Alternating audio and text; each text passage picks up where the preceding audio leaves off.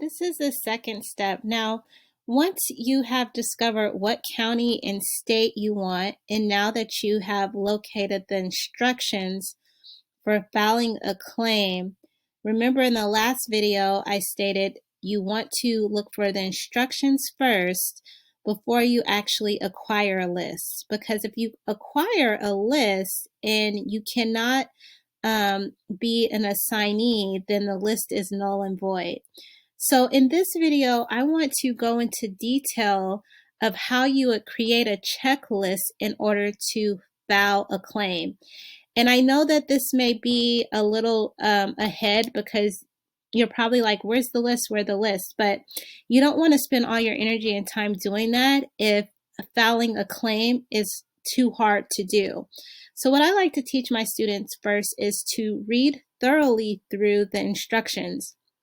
And the reason why I'm taking you through this video is because a lot of times people do not read and they miss the details. So in this right here, as you can see, it says you must attach original supporting documents to verify your claim as follows.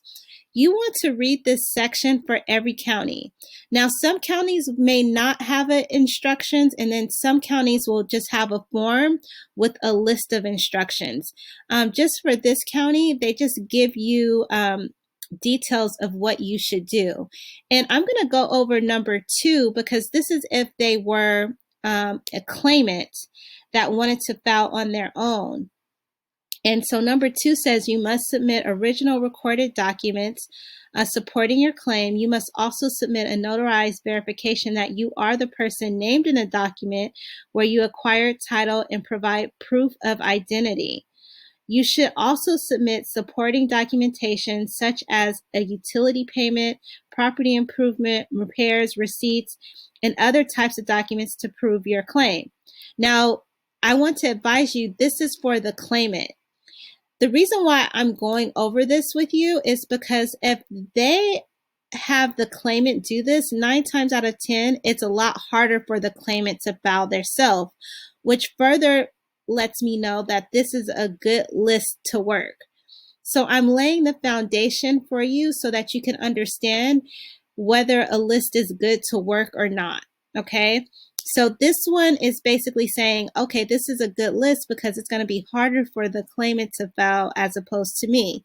Now, number 3 is for the third party, which would be you, the person that would assign it. Now, all they're asking us to do is to submit, in addition to the proof required of lien holders and the person with the title of record, proof in the form of a verified affidavit executed by all parties to the assignment in the amount of the excess proceeds that has been disclosed to the party of interest, and that party of interest has been advised of his or her rights to file a claim for the excess proceed.